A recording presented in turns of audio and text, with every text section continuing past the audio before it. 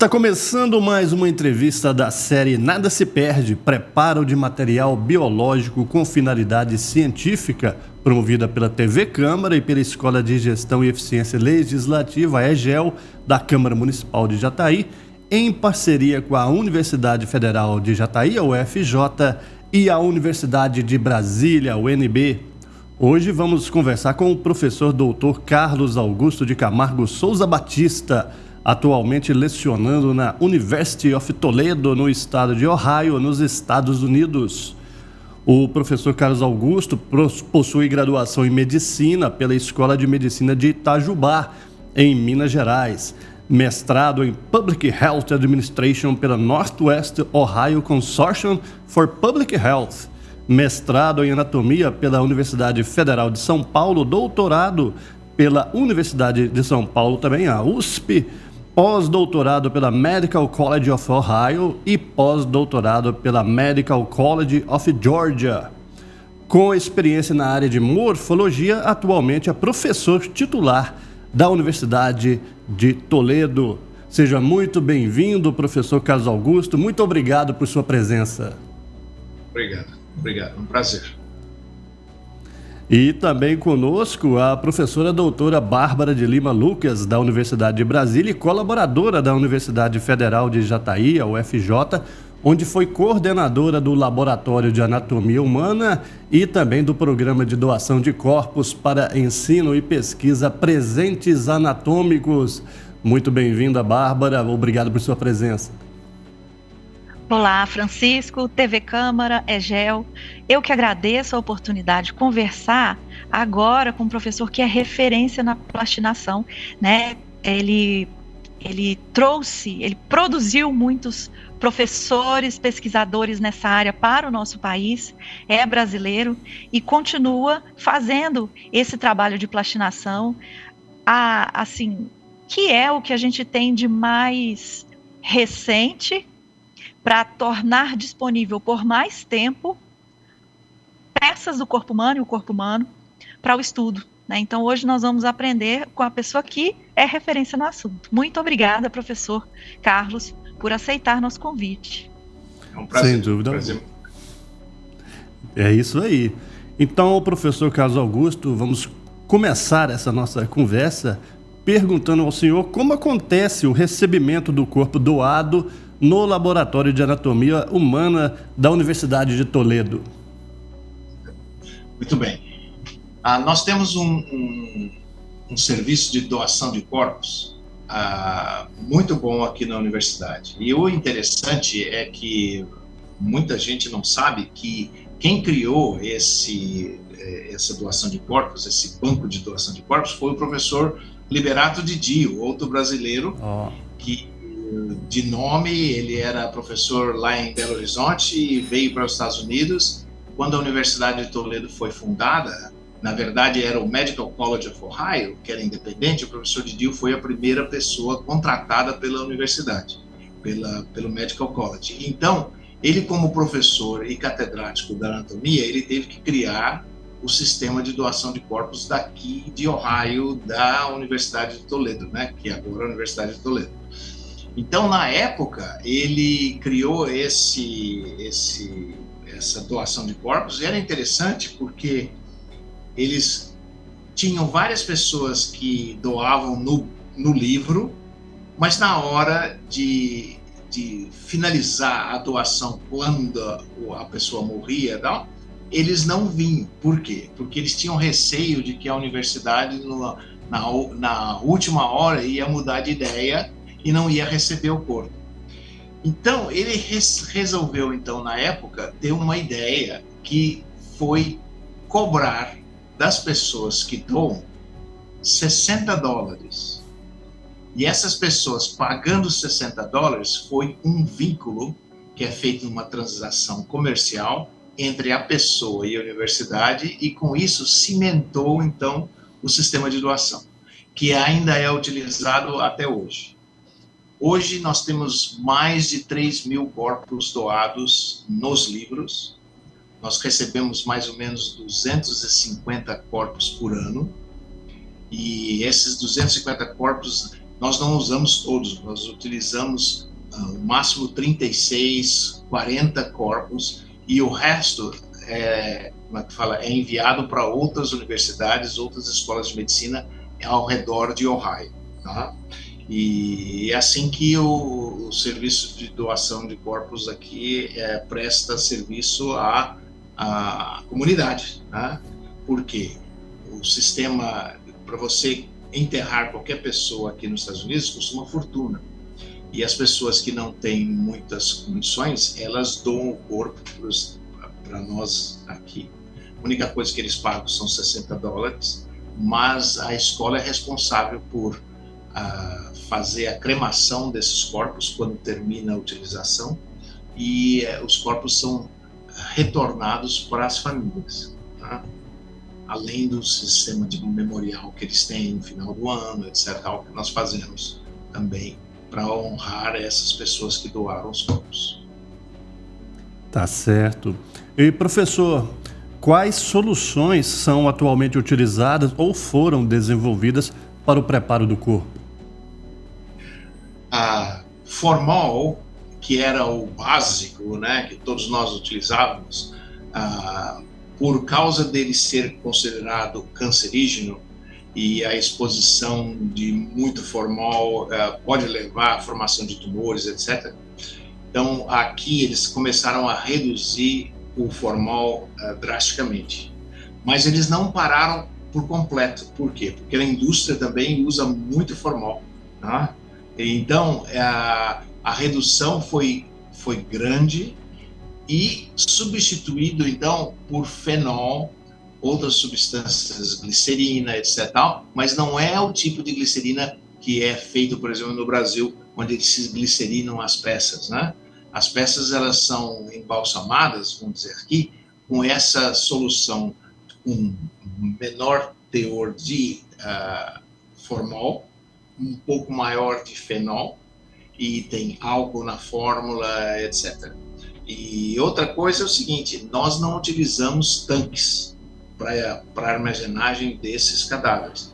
Todos eles são colocados em prateleiras. Uma vez que você faz a fixação do corpo, eles são colocados num envelope, um plástico, né? Eu falo envelope, mas é um plástico onde é fechado, vedado esse plástico, e eles ficam armazenados nessa prateleira até a utilização pelos alunos.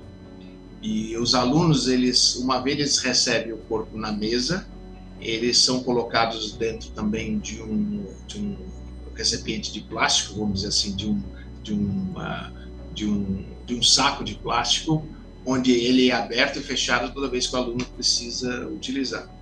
E nós pedimos para os alunos para manter o cadáver sempre umedecido, etc. É esse o sistema que nós utilizamos aqui. Né? Tá e certo. tem uma dúvida, então. Posso perguntar, Francisco? Fica à vontade, Bárbara. Então, se não há o uso de tanques, significa então que o volume de formol foi substancialmente reduzido, né? O descarte dos produtos químicos são reduzidos, principalmente a porção mais agressiva ao meio ambiente, que seria o formol, no caso. Então, acontece a perfusão com a bomba de perfusão dentro do sistema vascular dessas soluções fixadoras, é isso? Exatamente. E é interessante o seguinte, na Universidade de Michigan, eles utilizavam, de Michigan é aqui pertinho, 45 minutos, nada aqui. Eles utilizavam uma substância que ela neutralizava o formol depois que o formol fosse colocado no cadáver. Mas eu não sei se eles estão usando mais, porque com a redução do formol em quantidades praticamente mínimas necessárias, né, não teve mais necessidade de você fazer essa outra etapa. Tá? Entendi. Se você tem uma ideia, você entrando no laboratório de plastinação durante a dissecção, você não cheira formol absolutamente nenhum. Primeiro porque o laboratório tem um sistema de ventilação muito grande do lado das mesas, quer dizer, o ar entra por cima e a sucção toda é por baixo, quer dizer, onde o formol fica, então né? Então, os alunos não queixam disso, né? Você sabe que você está num ambiente diferente, porque você sente aquele... Não é um cheiro assim forte, mas você vê que você está num lugar que é diferente, né? Não é um ambiente normal. Sim, mas ele foi preparado, inclusive, em relação à temperatura. É uma região mais fria do que o país, o Brasil, nosso, mas você tem o condicionamento do ar em uma temperatura estável aí também, além desse sistema de drenagem. É o ar-condicionado. Aqui tudo tem ar-condicionado. Então, a temperatura do laboratório é mantida ela mais baixa. Por Entendo. quê? Porque a evaporação diminui. Uhum. E uma vez a evaporação diminui, duas coisas acontecem. Uma, que você não vai respirar o formol que sobra ali, né? E outra coisa, você também não vai fazer com que o cadáver se resseque muito. Né? Certo. A temperatura mais baixa. Se você tem uma temperatura mais alta, a evaporação, se você, por exemplo, na fórmula tem álcool na fórmula também, então isso evapora muito rápido. Então os cadáveres ficariam secos. Tá? Então, mantendo a temperatura do laboratório mais baixa, eu falo assim, temperatura mais baixa, no Brasil, vamos dizer, se você mantesse uma temperatura de 20 graus, seria excelente. Aqui, às vezes, vai temperatura de 18 graus, 17 graus, entendeu? E os alunos, às vezes, reclamam, mas eles, como eles têm o jaleco, tem as coisas em cima, eles nem sentem, porque quando você coloca todos os alunos na sala para dissecar, aumenta a temperatura de qualquer maneira. Exatamente, de qualquer maneira, isso. Muito bom. Então, em relação aos resíduos químicos, eles foram reduzidos, né, com a perfusão dessas soluções. E quando o paciente chega, quando houve o óbito, ele é encaminhado para o centro. Existe um preparo do sistema vascular para fazer a perfusão com maior facilidade quando existe alguma obstrução vascular? Como que funciona, já que não existe a imersão, né, a possibilidade de você permanecer o corpo por um tempo para garantir a perfusão lá da solução fixadora? Então, a primeira coisa que eles fazem quando um cadáver chega é a Elizabeth Dalzell, que é a técnica do nosso laboratório, ela retira uma amostra de sangue para mandar fazer análise para ver se não tem infecção. Microbiológica. Microbiológicos, né? Principalmente com o Covid e outras doenças, você tem que ficar sempre de olho, porque é ela que está manipulando isso. Depois, o que ela faz, ela lava o cadáver muito bem, com sabão, bucha, né? Corta o cabelo, etc. e tal, e depois ela canula a carótida e a jugular, né? Ela começa com a carótida e com a jugular. E o que ela faz primeiro, ela lava o sistema venoso. Ela tira o sangue, ela deixa o sangue escorrendo, e ele vai escorrendo no tanque, daquele tanque vai para uma região, mas na verdade não tem nada específico que seja separado, entendeu? Certo. Drenado esse sangue. Depois, uma vez que começa a sair a água já pura, ela então começa a injetar a substância com formol, vamos dizer assim, né? E uma vez ela injeta isso, ela injeta por hoje e deixa lá parado. Amanhã ela chega de volta, ela vai olhar as condições da perna, principalmente membros inferiores e superiores, porque tem muito diabético nessa região, né? Então tem muita gente que tem problemas vasculares. Então ela vê se ficou bem injetado. Se não ficou bem injetado, então ela tem uma agulha especial que é ligada à bomba e que ela injeta diretamente nos membros, né? E aí ela injeta mais uma quantidade de substância e o cadáver até ele fica parecendo que ele está inchado, né? Uma vez que ele está assim, terminou. Então ela deixa ele mais um dia. Você vê que ele diminui, né, o formol ali, né, esse inchaço dele. Aí ela põe ele na maca e guarda no saco plástico e vai guardar. Se tem alguma coisa de problema, ela marca lá, por exemplo, checar o membro inferior direito. Tá? Aí ela vai, daqui uns dias, ela vai e checa para ver se ele ficou bem fixado ou não ficou bem fixado. Tá? É assim que é feito o serviço. Tá? Ótimo. Esses corpos. E, professor, como funciona o descarte dos resíduos químicos do laboratório? Então, a EPA, né, que é a Environmental Protection Agency aqui, e OSHA, eles que regulamentam tudo isso. A quantidade que tem de substâncias nessas fórmulas, elas são descartadas diretamente no esgoto. Certo? Não tem nada separado, porque é uma quantidade muito pequena comparado, porque tem parts per million que eles falam aqui, né? Agora não sei qual é a quantidade, né? Mas é descartado direto. Você tem uma ideia como isso é regulado? Quando eu cheguei aqui em 1987, o Medical College tinha uma cremação que eles faziam. Eles mesmos cremavam os cadáveres. Mas, por causa dessa regulamentação e por causa do Clean Air, né, eles não deixaram mais fazer cremação aqui por causa dos fornos que não estavam à altura. Então, agora, a escola ela fez o contrato com a Funeral Home aqui, que eles mandam os corpos para lá e eles fazem a cremação e retornam para o Medical College, né? Por causa disso. Tá certo. E, professor, no que consiste a plastinação do corpo?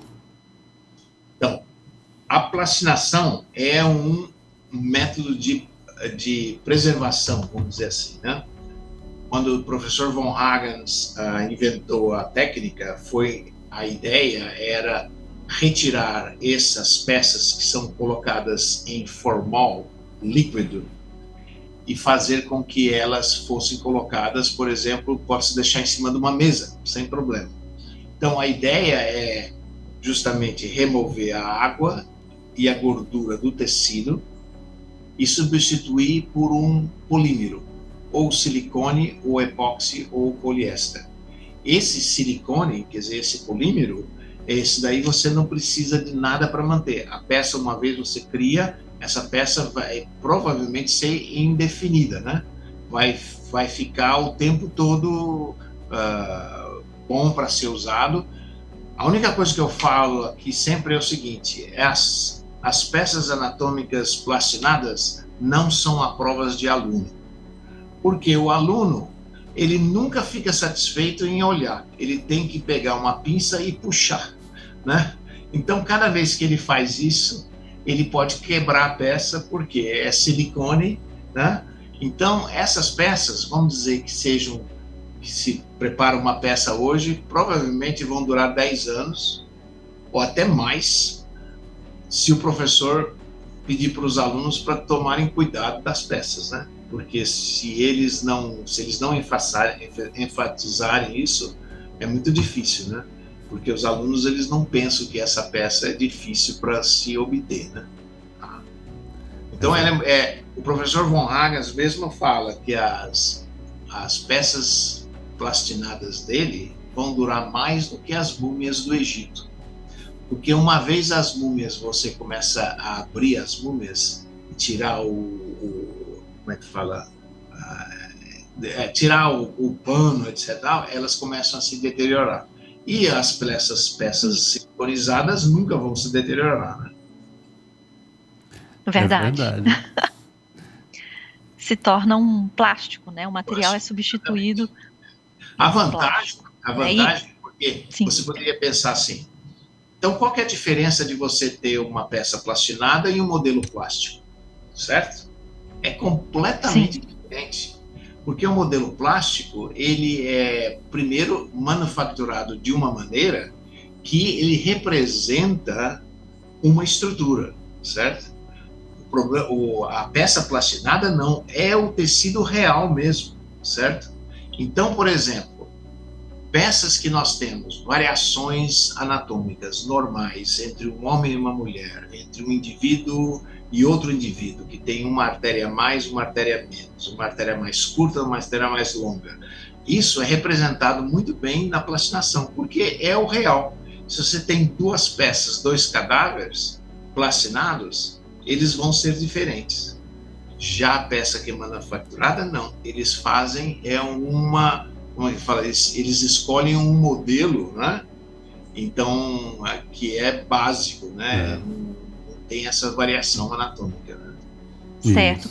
E, professor, a diferença entre as peças em relação à coloração, maleabilidade, né? A flexibilidade, textura, vem do material que você utilizou para plastinar, ou é a técnica, algo específico que você consegue direcionar quando há necessidade de algo mais rígido ou mais maleável?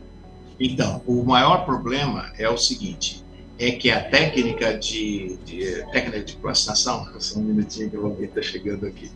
Então, só o problema da técnica de plastinação,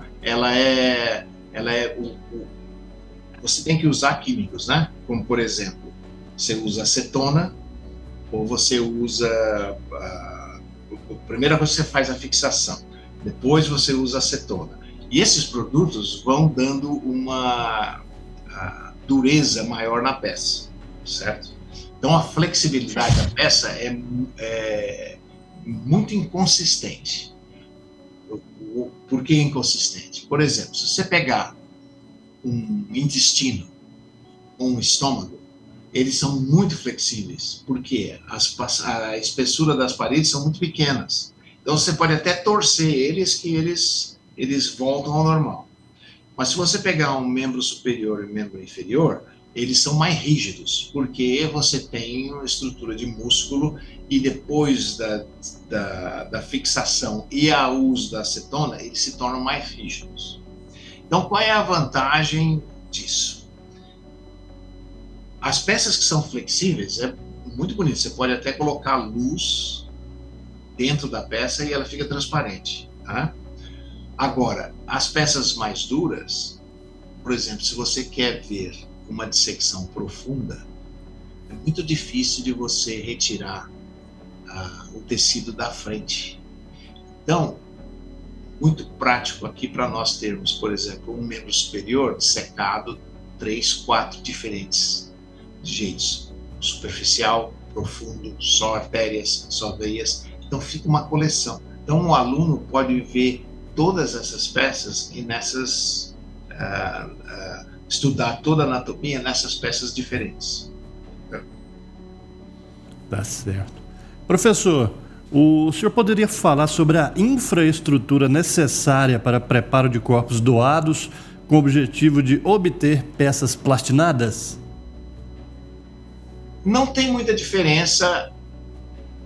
Bom, para se fazer um laboratório de plastinação, o maior cuidado que se tem é com o problema de ventilação do laboratório, porque você está utilizando muita acetona. Então, a acetona é muito explosivo, né? Então, o problema maior dos laboratórios de plastinação é ter, por exemplo, se tem um sistema elétrico, tem que ser substituído para colocar uma coisa mais protegida, né, contra fagulhas, etc. Porque você tem muita quantidade de acetona dentro, né, do laboratório. Mas não é assim também uma coisa assim extraordinária, né? Por exemplo, no meu laboratório eu tenho 3 salas grandes. Uma delas eu considero como sendo agora completamente a prova de explosão. É onde eu tenho a minha acetona, certo? Porque é o mais importante para mim. Eu não quero entrar naquela sala e, de repente, fazer alguma coisa e explodir o prédio inteiro. Tá? As outras salas, eu tenho computador nas salas, eu tenho ligações elétricas, porque eu não tenho acetona naquelas salas, entendeu? Então, quando se faz o embalsamento, esse negócio, a preparação dos corpos, é completamente independente. Então, você pode ter uma sala que você vai precisar ter pias, claro, para você colocar os cadáveres para serem preparados, Você tem que ter um sistema de drenagem, por exemplo, que não caia as coisas no chão, porque você imagina você ter sangue caindo para todo lado, é uma questão de salubridade também. Então, se você tem um sistema de drenagem direitinho, você lava os cadáveres, você injeta com as bombas, etc., você não tem resíduos nenhum. Então, uma vez você fez a placinação, uma vez você fez o embalsamento das peças e você fixou elas vão para a prateleira, e na hora que eu preciso da peça para ser placinada, então eu retiro esse cadáver, eu pego esse cadáver, e aí eu posso retirar ou os membros, ou os órgãos, etc. Por quê? Porque assim eu posso usar, não preciso usar o cadáver inteiro, certo? Posso usar somente partes do cadáver e utilizar o cadáver para outras coisas, né? Outra coisa que eu gostaria de mencionar é o seguinte: os cadáveres que vêm para cá, eles têm que ter permissão para serem plastinados. Por que eu falo isso? Porque, em geral, as pessoas querem as cinzas do parente de volta. E uma vez eu tenho as cinzas, uma vez eu faço a plastinação, não vão ter mais cinzas, porque essas peças vão ficar aqui, entendeu? Então, um cadáver inteiro tem que ser doado assim, a pessoa requisita mesmo, ela assina o documento, fala, não, eu não me importo que o meu cadáver seja placinado, porque eu não quero receber de volta as cinzas, entendeu? Então, é desse jeito que funciona. Porque tudo tem que ser assinado direitinho. Aqui, é interessante isso, porque eu, como sendo brasileiro, eu conheço como são as coisas no Brasil, né? Lá você tem que ir para cartório e fazer tudo em cartório, né? Aqui você não precisa. Aqui tem um cartãozinho que a pessoa doa, certo? Ela assina aquilo, tem que ter uma testemunha, certo? E manda o cartão para aqui, para a universidade recebe, coloca a pessoa na lista, né, que foi doação, e envia para ela um cartãozinho dizendo tudo certo, você é doadora, etc. Tal. No caso da pessoa morrer, é só mostrar aquilo no laboratório, no hospital onde ela está, que a pessoa liga para cá e então o corpo é transportado direto aqui para a faculdade. Não tem burocracia, entendeu?